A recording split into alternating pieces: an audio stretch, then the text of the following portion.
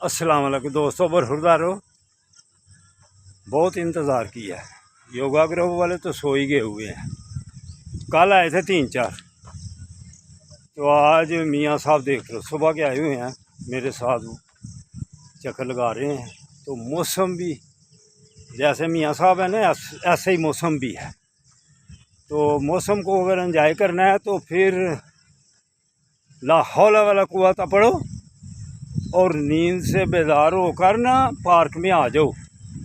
तो सगीर तो बाकायदगी करता है, तो शायद ये वीडियो देखकर सगीर तो अभी आ जाए, लेकिन बाकी की मुश्किल है।